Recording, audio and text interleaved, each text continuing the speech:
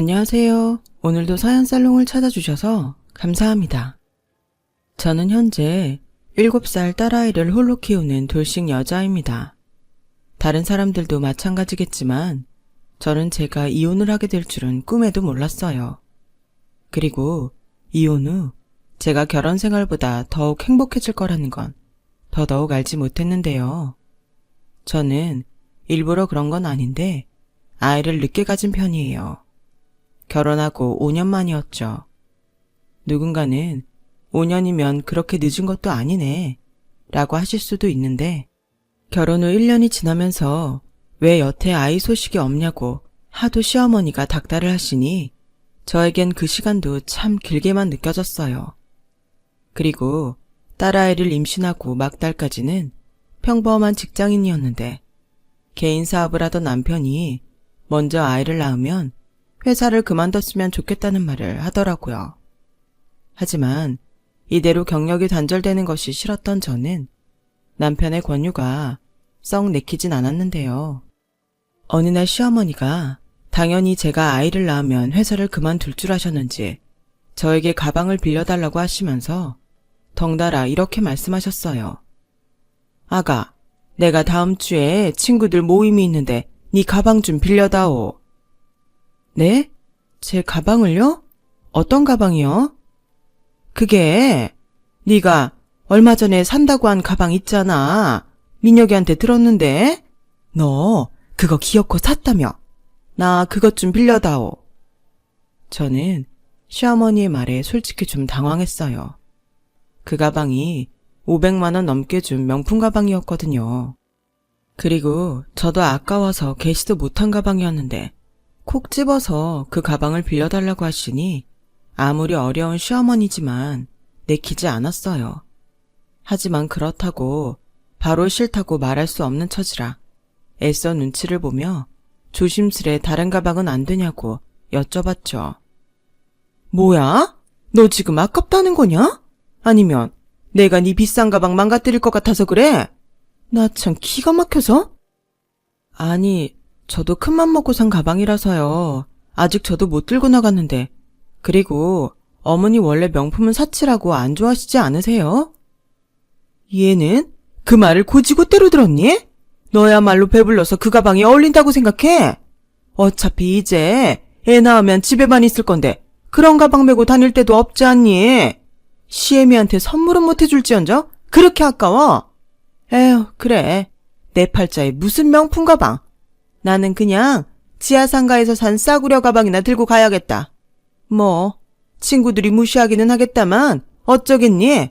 내가 너처럼 능력이 없는 걸. 어머니.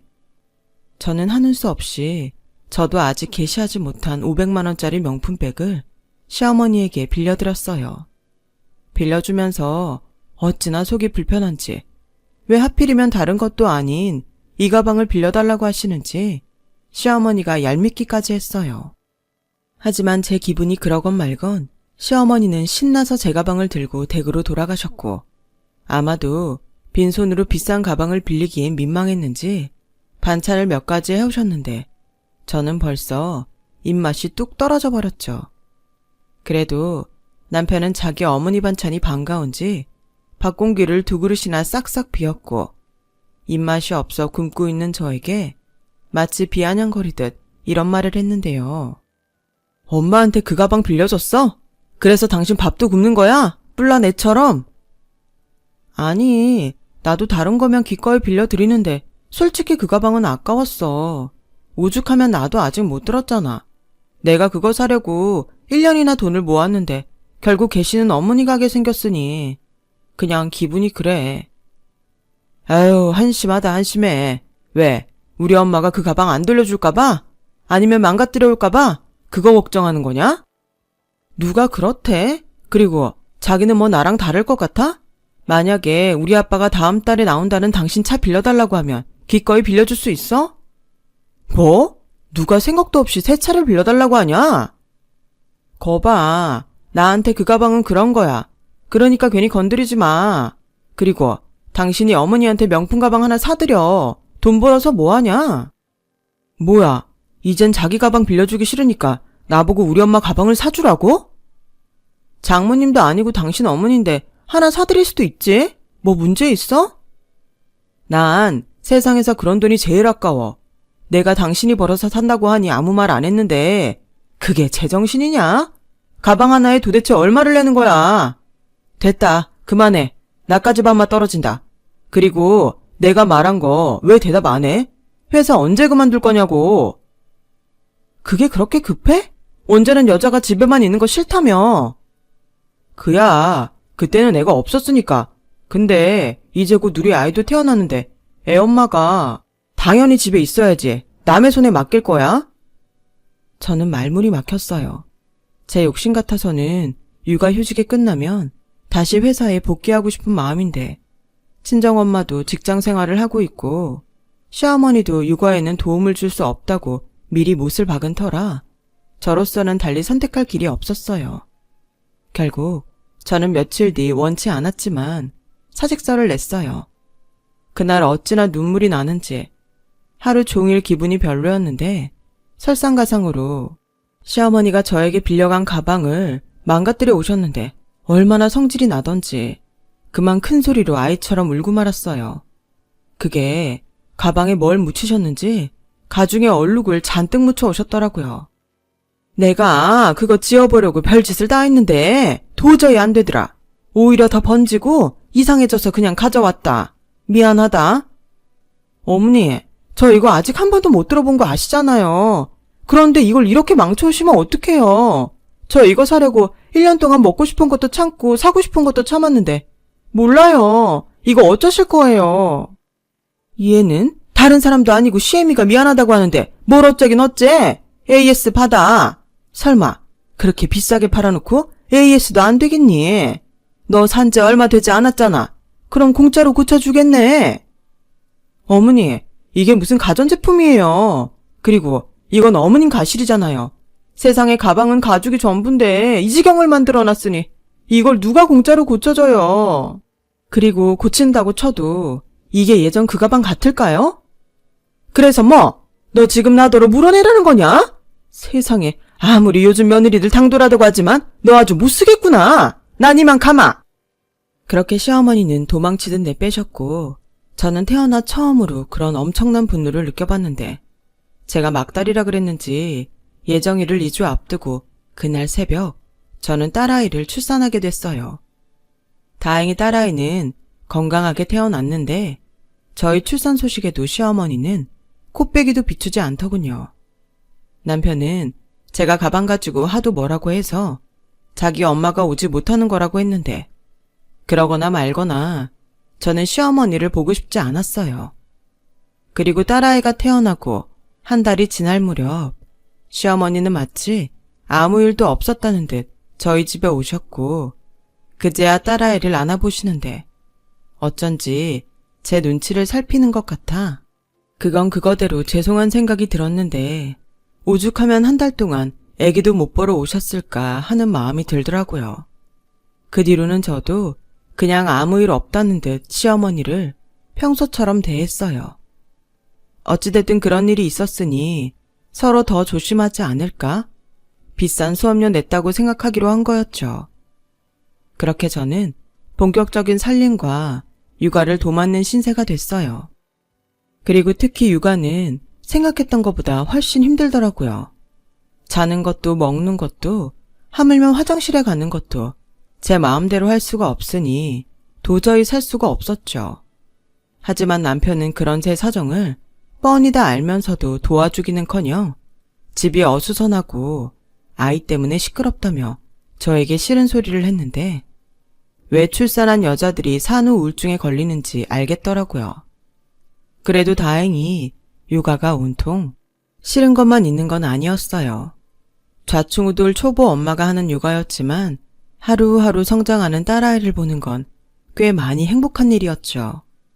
그리고 누워만 있던 아이가 아장아장 걸음을 걷기 시작하고 옹알이만 하던 아이가 엄마라고 어설픈 발음으로 불러줬을 때의 그 기쁨은 어떤 것과도 비교가 되지 않을 만큼 보람이었어요.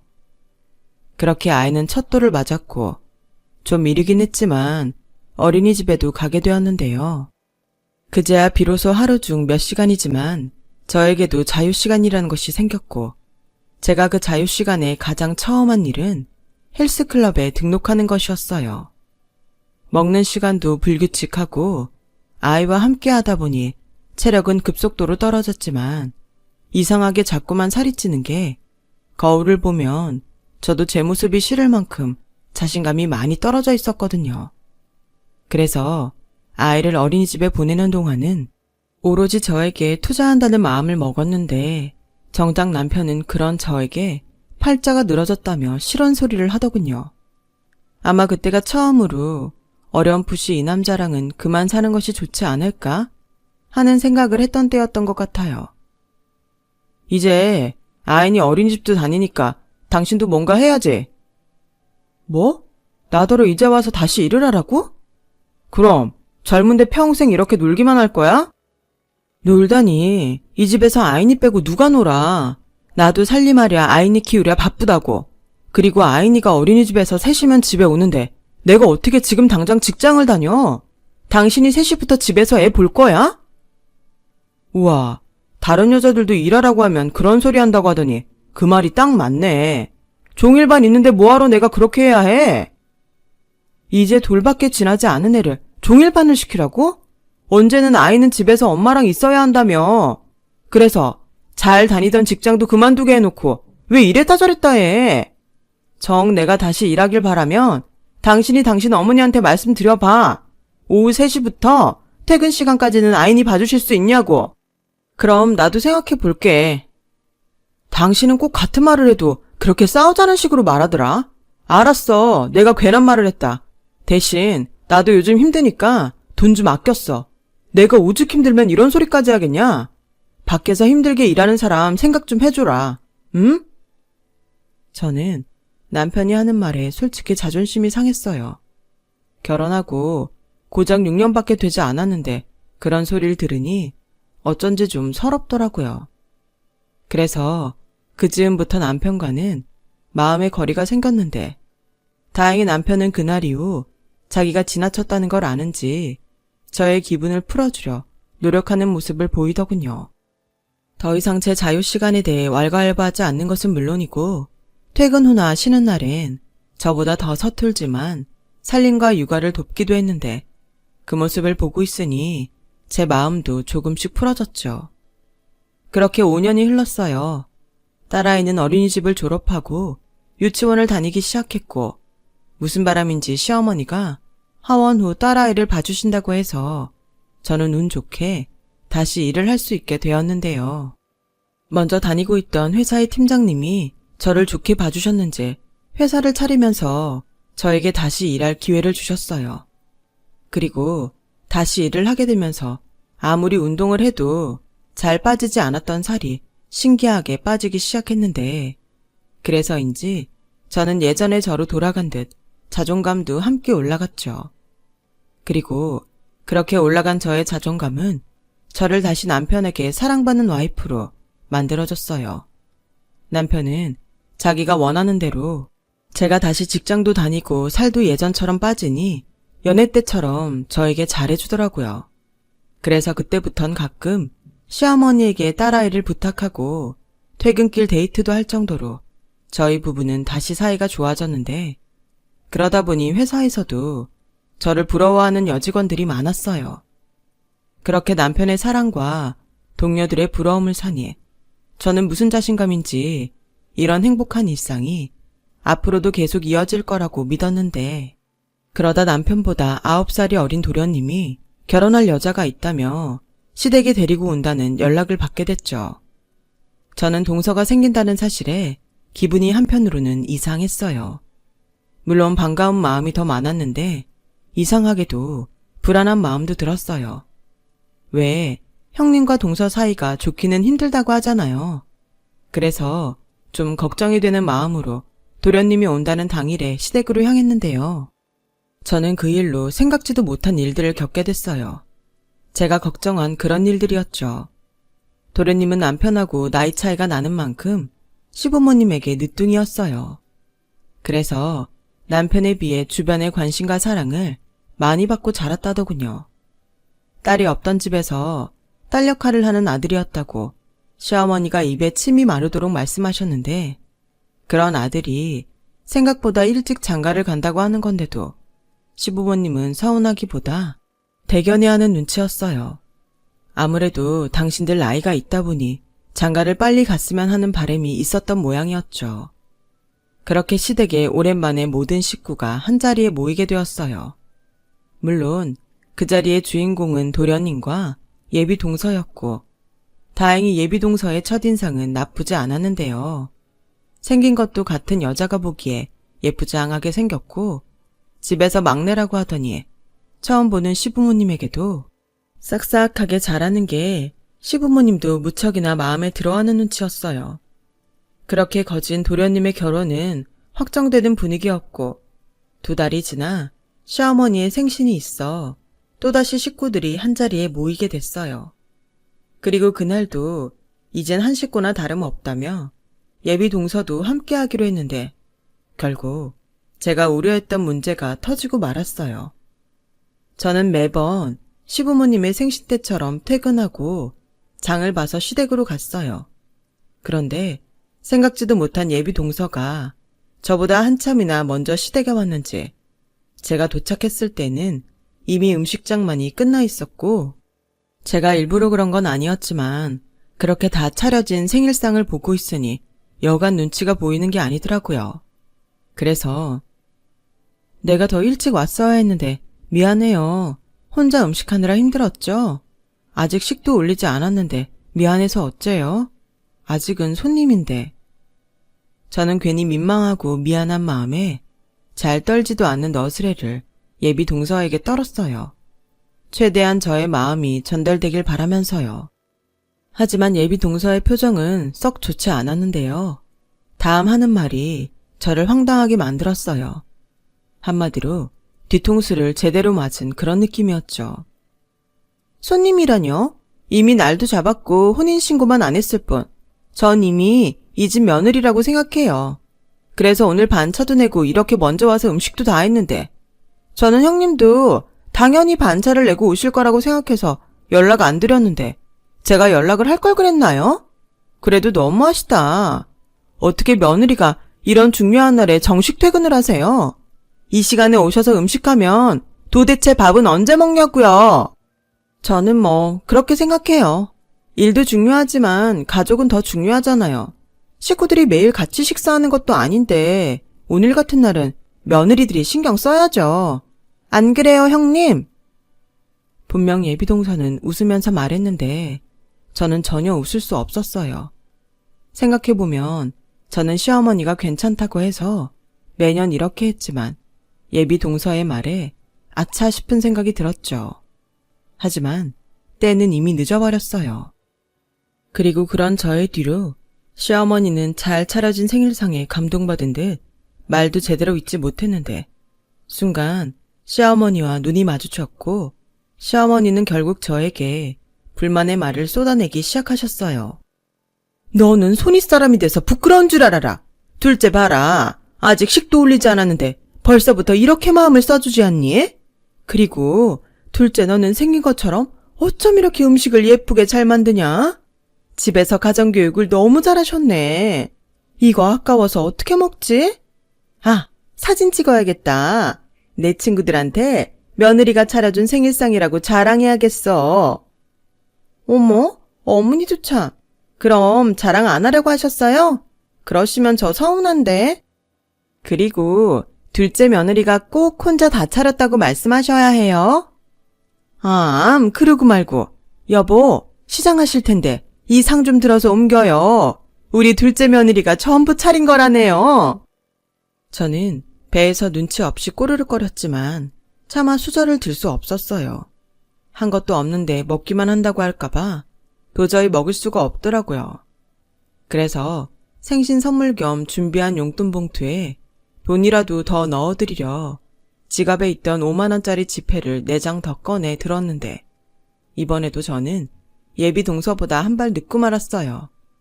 어머니, 이거 제가 준비한 생신 선물이에요. 한번 풀어보세요.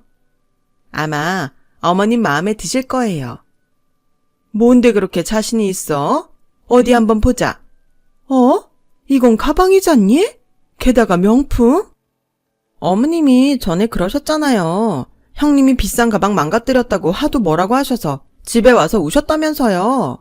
저 그 소리 듣고 얼마나 마음 아팠는지 몰라요. 이깟 가방이 뭐 대수라고? 순간 돈 봉투를 들고 있던 저는 쥐구멍이라도 숨고 싶었어요. 솔직히 시어머님이 그 정도로 상처를 받았는지 알지 못했거든요. 그리고 그날 속상한 기분은 저도 마찬가지였는데 저 두 사람이 언제 저렇게 가까워졌는지 정작 며느리인 저는 느낄 수가 없더라고요. 그런데요, 그게 사건의 원인은 아니었어요. 그날 남편이 너무나도 중요한 접대 자리가 있어 예정보다 늦게 시댁에 도착했고 제가 쥐구멍을 찾고 있을 때 구세주처럼 남편이 도착한 거라 다른 날보다 남편이 더 반가웠는데 글쎄 황당하게도 예비동서가 저희 남편에게 저보다 먼저 다가가 남편이 들고 있던 가방과 겉옷을 받는 거였죠. 게다가 무슨 생각인지 제 남편에게 팔짱도 끼더니 자기 머리를 저희 남편 어깨에 기대는데 어떤 여자가 그 모습을 보고도 참을 수가 있을까요? 그래서 저는 참지 못하고 예비 동서에게 한마디 하고 말았어요. 그것도 아주 기분 나쁘다는 말투로요. 동서, 지금 그 행동은 뭐야? 누가 보면 동서가 우리 남편 와이프인 줄 알겠다. 네? 그게 무슨, 제가 뭐 실수라도 했나요? 그럼 아니라는 거야? 도련님은 저기 있는데 왜 시아주버님한테 팔짱을 껴? 게다가 머리까지 기대고. 아, 이건 뭐 그냥 습관처럼 나온 거예요. 형님 오해하셨구나. 저는 집에서 아빠한테도 이렇게 하고 오빠한테도 이렇게 해요. 그렇다 보니까 자연스럽게 저도 모르게 그랬나 봐요. 기분 나쁘셨다면 죄송해요. 다음부터는 조심할게요. 당신은 별것도 아닌 걸로 왜 오바야? 사람 민망하게. 뭐? 오바라고? 그냥 우리 식구들이 편해져서 그런 거잖아.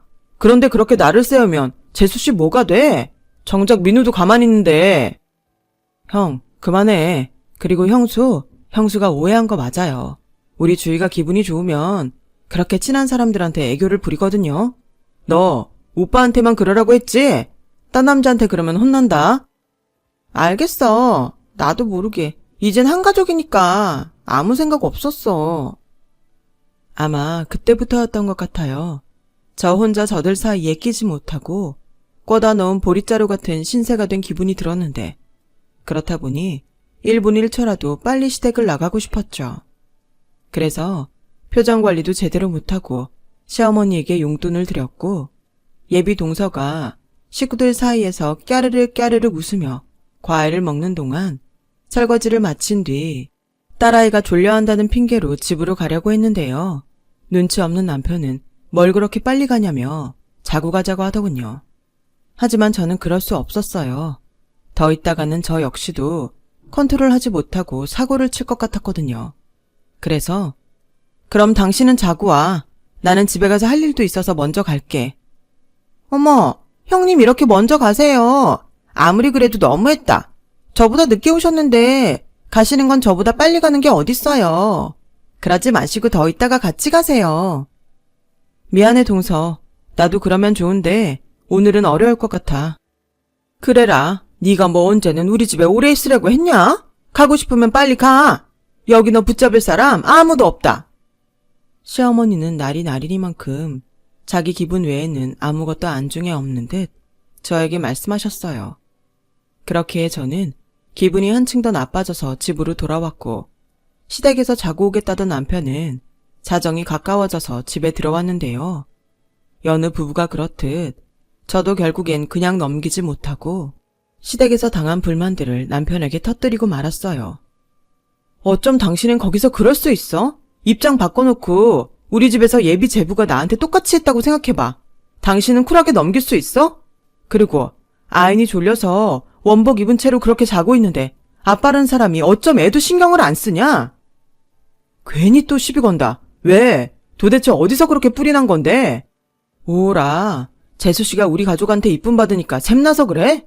그러게, 동서 없을 때 점수 좀 따놓지. 솔직히 내 동생이지만 난 남자로서 부럽더라. 재수씨 봐. 예쁘고 싹싹하고 야무진데 애교까지 넘치잖아. 그래서 재수씨 될 여자가 좋고 부러워? 진짜 혼자 보기 추하다. 도련님이 알까봐 쪽팔려. 저희 부부는 결국 그날 이후 각방을 쓰게 됐어요. 그리고 점점 더 사이가 멀어지게 됐는데 남편과 사이가 그러면 그럴수록 저는 자꾸만 예비 동서가 문제라는 생각을 지우지 못했어요. 그러다 도련님의 상견례 날이 잡혔고 이미 결혼 날짜는 잡았지만 양가가 서로 인사하는 자리는 한 번도 없었기에 겸사겸사 자리가 만들어졌는데 저는 어쩐지 가고 싶지 않았어요. 어차피 그날도 예비 동서만 예쁘다고 난리칠 것이 분명했기에 그 꼴을 보고 싶지 않더라고요. 그래서 일핑계로 못 간다고 할까 고민하고 있었는데 이젠 제대로 대화조차 하지 않는 남편이 무슨 바람이 불었는지 그날은 샤넬 쇼핑백을 들고 집으로 들어왔어요. 그리고 이거 당신의. 뭐야 갑자기? 민우 상견례 하잖아. 그때 들라고. 아니, 평소에 명품 혐오하는 거 아니었어? 나는 그렇지만 당신은 좋아하잖아. 왜? 싫어? 난 그래도 당신이랑 좋게 풀어보려고 기껏 사온 건데. 아니, 안 하던 짓을 하니까 그렇지. 아무튼 고마워. 난 당신이 이제 나랑 잘 지낼 마음이 없는 줄 알았어. 그럴 리가 있어. 가만 보면 당신도 애야. 이제 우리 화해한 거다. 상견례 때 기분 좋게 가는 거야. 저는 어찌됐든 남편이 먼저 노력했다는 것에 상견례에 참석하기로 마음을 고쳐먹었어요. 예비동서는 얄밉지만 그래도 남편하고는 이혼할 거 아니면 잘 지내고 싶었거든요. 그리고 상견례 당일이 되었어요. 그날따라 유독 잠투정을 하는 딸아이를 데리고 토요일 점심시간에 룸으로 준비된 한정식 집에 갔는데 시어머니가 먼저 남편이 사준 가방을 한참 동안 바라보더라고요. 너 가방 샀냐? 샤넬이네? 가만 보면 너는 버는 것보다 쓰는 게 더 많은 것 같다. 왜? 이것도 1년 동안 돈 모아서 산 거냐? 아니에요. 이건 아인 아빠가 사준 거예요. 아휴, 지 남편이 힘들게 고생해서 번 돈을 저렇게 쓰는데 지는 미안한 줄도 모르고 좋다고 그걸 내가 보는데 들고 왔네. 내 아들만 불쌍하지? 저는 또다시 시작된 시어머니의 불만에 무슨 말을 할까 하다 참았어요. 제가 어떤 말을 한들 시어머니 생각이 달라지는 것도 아닌데 괜히 더 기분 나쁘고 싶지 않더라고요. 그리고 잠시 뒤 예비동서가 도련님과 함께 상견례 장소에 들어왔고 저보다 더 시어머니가 깜짝 놀라고 말았는데요. 그건 예비동서가 저와 똑같은 가방을 들고 있었기 때문이었어요. 아니, 니네 둘 가방이 아주 똑같다? 둘째 너도 우리 민우가 사줬니? 네? 아니요. 그러게요. 어떻게 형님하고 제가 같은 가방을 가졌을까요? 이거 나온 지 얼마 안 된 신상인데? 어머, 그래? 나는 우리 남편이 사줬는데. 아, 그래요? 좋으셨겠다. 근데 아주버님은 사주실 거면 진짜를 사주시지. 저건 가짜 티가 나도 너무 나네요. 저는 예비동서의 말에 깜짝 놀랐어요. 그래서 남편을 쳐다봤는데 남편 얼굴이 빨갛게 달아올라서는 아무 말도 하지 못하는 거 있죠. 정말 기가 차서 말이 나오지 않았어요. 아무리 제가 명품을 좋아한다고 해도 가짜를 진짜처럼 사올 거라고는 생각도 못했으니까요. 순간 저는 창피해서 얼굴을 들 수 없었고 그런 제 모습이 재미있었는지 예비동서는 얄미운 미소를 흘렸는데요. 그때였어요. 잠투정을 부리다 잠들었던 딸이 몸을 꿈틀꿈틀 거리더니 잠에서 깼어요. 그리고는 정확히 예비동서를 손가락으로 가리키며 이런 말을 했는데요. 지금 생각해도 황당하기만 하네요. 우리 아빠 여자친구다. 뭐? 아이나, 그게 무슨 말이야? 엄마한테 다시 말해봐. 엄마, 저 이모 아빠 여자친구야. 옛날에 나랑 아빠랑 놀이동산에 갔었어. 둘이 귀신의 집에서 뽀뽀도 했다? 내가 봤어. 그리고 저 이모가 아빠 여자친구라고 아이니한테 말했는데. 아, 맞다. 비밀로 하기로 약속했는데. 지금 이게 무슨 소리냐? 아이나, 정말이야? 착각한 거 아니야? 할미한테 다시 말해봐. 안 돼요. 비밀로 하기로 하라고 저희 이모가 그랬단 말이에요. 그래서 고민형도 받았는데. 이모 미안.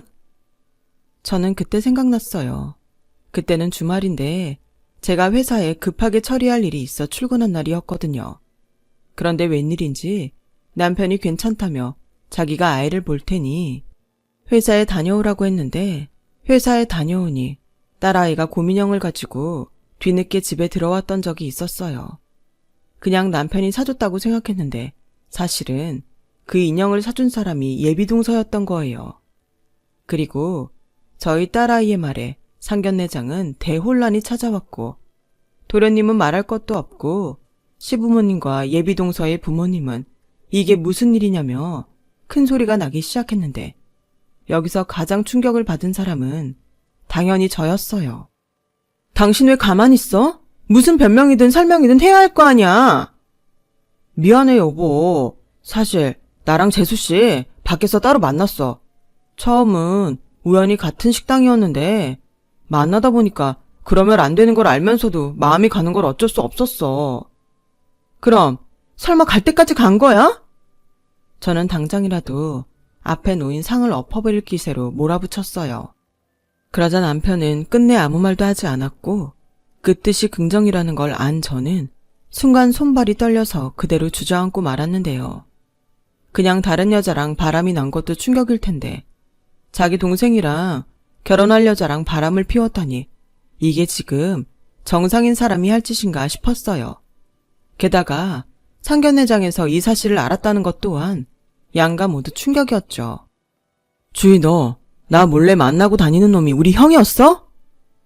오빠, 나 다른 사람 만나는 거 알고 있었어? 그래, 그래도 네가 결혼 안 하겠다고 하진 않길래 그냥 가볍게 지나가는 거라고 생각했는데 어떻게 우리 형이랑 그럴 수 있냐? 그러면서 이 결혼을 그냥 하려고 그랬어? 그럼 어떡해. 저 사람은 이미 가정이 있는데 그냥 오빠랑 결혼하고 먼 발치에서 보려고 했어. 미안해. 나도 내가 이럴 줄 몰랐어. 사랑이 죄는 아니잖아. 저는 더는 싸구려 불륜이 판을 치는 그곳에 있고 싶지 않았어요. 그래서 후들거리는 다리에 힘을 주고 자리에서 일어났고 제 앞에 놓여있는 동치미 항아리를 남편의 내연녀에게 쏟아 부었는데요. 어이없게도 남편이 더 저에게 노발대발했어요. 그래서 그때는 이미 이성을 잃은 저였기에 남편이란 놈이 준 가방으로 놈의 머리를 사정없이 치는데 이놈 입에서 나오는 말이 더 가관이었죠. 그 가방 가짜 아니야. 진짜라고. 가방 망가져. 뭐야? 너 지금 나 약 올리냐? 정말이야. 내가 당신한테 좀 미안한 생각이 들어서 주희 저 가방 사주면서 몰래 하나 더 샀어. 근데 내가 사준 가방을 오늘 들고 올 거라고는 생각 못했지. 뭐? 오빠는 어떻게 나랑 똑같은 가방을 와이프한테 사줄 수 있냐? 나는 일부러 오빠 보라고 들고 왔는데. 아주 연놈이 쌍으로 노네. 가만 보니 니네 둘이 천생연분이다. 내가 그냥 이혼해줄게. 상견례하는 김에 하고 가. 어머님 아버님 다 보셨죠? 저는 이제 이 새끼랑 못 살아요. 당장 소송할 테니 그런 줄 아세요. 저는 그 길로 딸아이만 데리고 상견례장을 나왔어요. 제가 룸을 나가자 도련님이 마치 미친 사람처럼 고래고래 소리치는 걸 들었는데 그때는 헛웃음까지 나오던 거 있죠.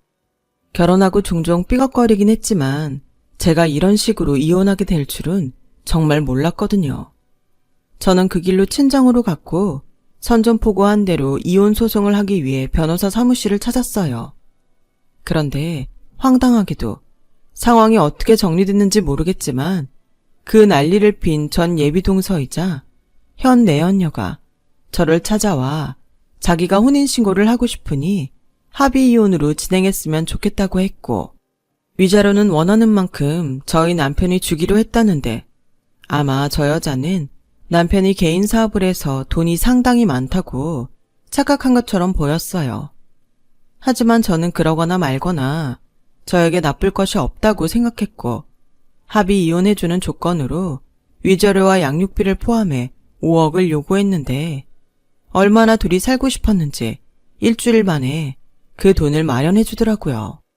덕분에 저는 변호사 선임비도 아끼고 이혼도 제가 원하는 대로 진행했는데 그래도 남편이 저에게 준 상처는 쉽게 지워지지 않았어요. 결국 저는 정상적인 일상이 불가능했고 회사에 지장을 줄 수 없어 사표를 냈는데요. 그런 딸을 옆에서 보기 불안했는지 친정 부모님이 먼저 저에게 여행을 제안하셨어요.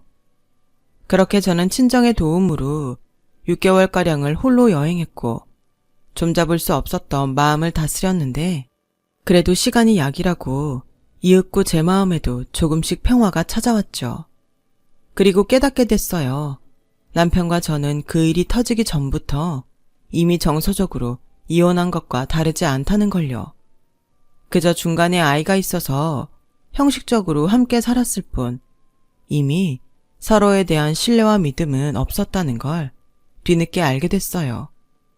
그런 생각이 들자 저도 그 년놈들 보란 듯이 잘 사는 모습을 보여주고 싶었고 무엇보다 이제라도 딸과 행복하게 살고 싶은 바람이 생겼는데 그러면서 지금과는 완전히 다른 삶을 살고 싶다는 생각을 하게 됐어요. 그 뒤 여러 시도와 도전 끝에 지금의 쇼핑몰 사업을 시작하게 됐습니다. 처음엔 앞이 보이지 않는 동굴 같더니 제가 밤낮으로 연구하고 노력한 결과 조금씩 빛이 보이기 시작했죠. 그렇게 새로운 일에 도전하며 재미를 붙여갈 즈음 뜻밖의 손님이 찾아왔어요. 전혀 반갑지 않은 손님이라 칭하기도 싫은 그년이었죠. 그래서 저는 상대하고 싶지 않아 모른 척 외면하려고 했는데 먼저 보는 사람들도 많은 그곳에서 주저앉더니 그야말로 저의 바지가랑이를 붙들며 애원하기 시작했어요. 형님, 저 정말 반성 많이 하고 있어요. 제가 미친년이었어요. 제발 제 부탁 하나만 들어주시면 안 될까요? 하나든 둘이든 설마 내가 들어줄 거라고 생각했어? 그리고 여긴 어떻게 알았어? 정말 너라는 년은 내 상식 바뀌구나. 욕하셔도 좋아요. 저 정말 마지막이라는 심정으로 형님한테 왔어요. 제 인생 여기서 끝낼 수 없단 말이에요. 그 사람, 아니, 형님 남편 치매래요. 뭐? 치매라고요. 처음엔 그냥 건망증이 심해지는 건가 싶었는데 얼마 전부터 너무 이상해서 검사를 받아보게 했더니 치매 초기래요. 치매는 완치도 안 된다는데. 그래서 부탁이란 게 뭐야?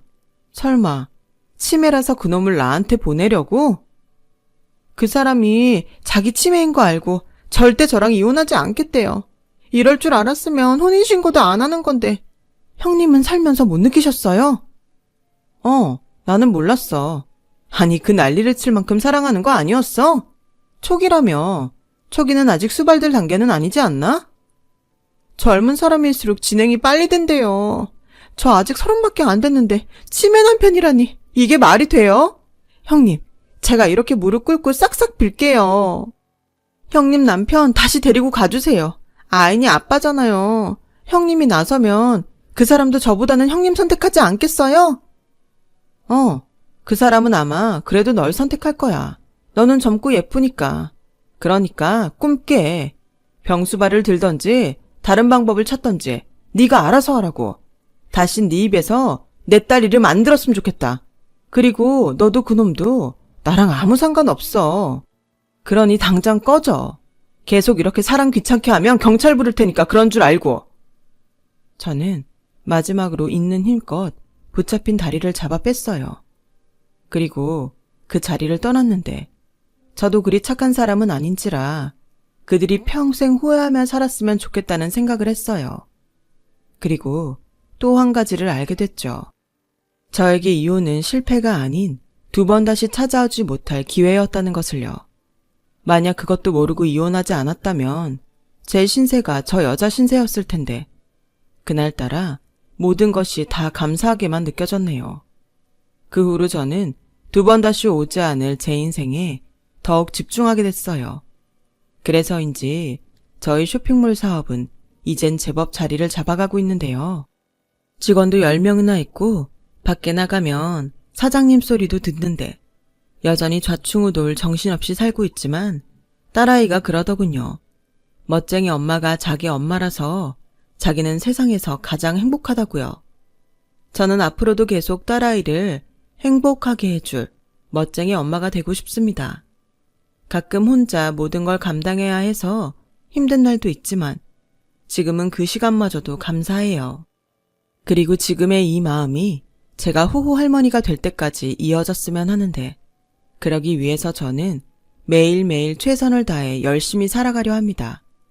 지금의 노력이 쌓여서 더 멋진 인생을 살 수 있길 바라며 저의 이야기를 마칩니다. 지금까지 저의 이야기 들어주셔서 대단히 고맙습니다. 항상 여러분의 선택이 최고의 선택이길 바라며 언제나 행복하시고 건강하세요. 여러분, 사연 댓글에 응원과 현명한 조언 부탁드려요. 좋아요와 구독은 저에게 큰 힘이 됩니다. 오늘도 좋은 일 가득하세요.